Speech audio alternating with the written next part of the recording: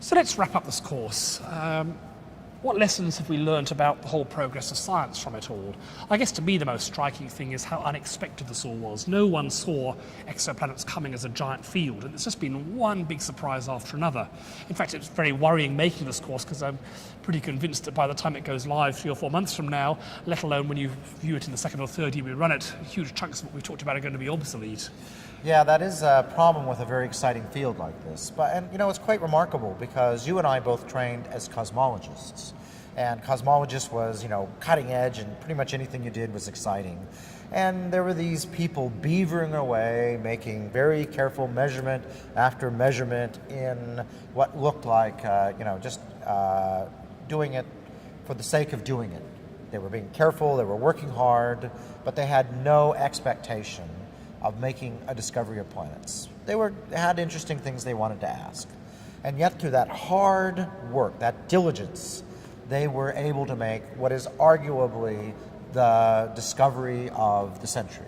Planets beyond our own solar system, and that is leading to this explosion of activity now. So, sometimes it's good to be on the really exciting stuff, cosmology, like it was for us. But on the other hand, there's huge benefits because the unexpected excitement often comes from the least expected places. And so I think that's one of the lessons here.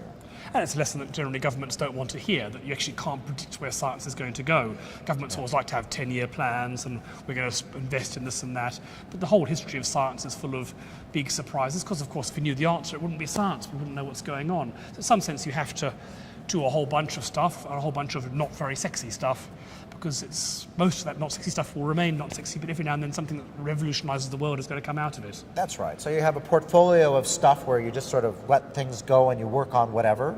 And then you have your 10-year plans for the stuff. Like, we wouldn't want to just not be organized in what we're doing in planet discovery now that we know that's going on. And now we are quite organized. But it's really important to keep that, that basic, just curiosity-driven stuff going. Even within something like astronomy, which most people would say is curiosity-driven in period, even the planet stuff we do. So, for me, it's quite interesting because although trained as a cosmologist, my Nobel Prize in cosmology, planetary astronomy is so exciting, going out and looking for these new solar systems, that, I'm putting a considerable effort now in this area.